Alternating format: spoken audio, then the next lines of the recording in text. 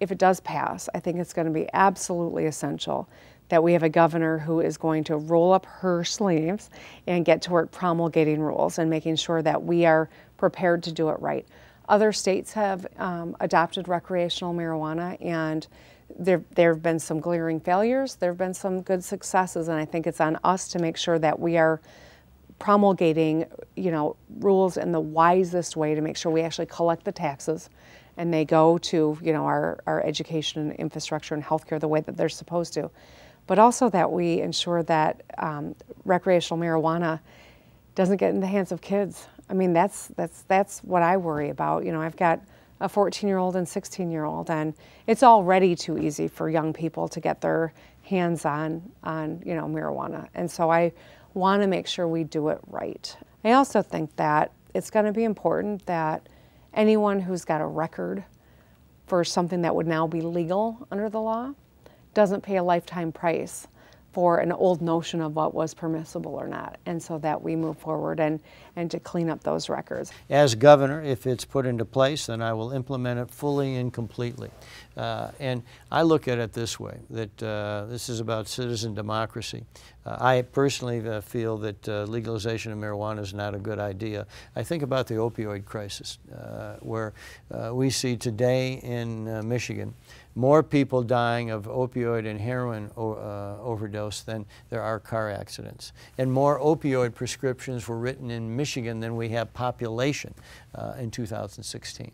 And this crisis is real. I had a friend of mine who we were talking about the opioid crisis, and his son has an addiction.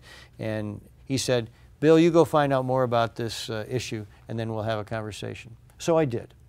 And I went to a recovery center. And when you see those who are caught in the grips of addiction, like this young girl who was an athlete who injured herself and then got hooked on opioids, and then when that runs out, then the cheapness of heroin.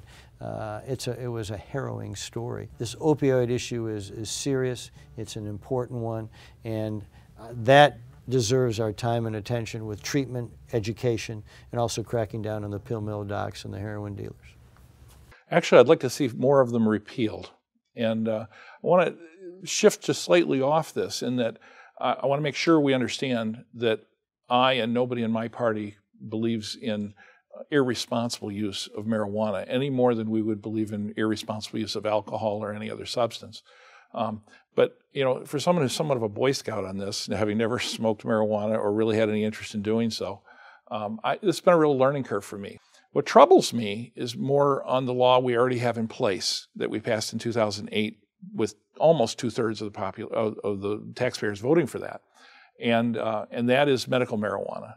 And I've learned an awful lot about people who have these needs. And right now, caregivers are going through a terror of the new regulations that they're trying to put in place to make sure that people aren't handling. And most of the people in the administration who know nothing about these plants, trying to regulate CBD oil as the same as marijuana is just foolhardy.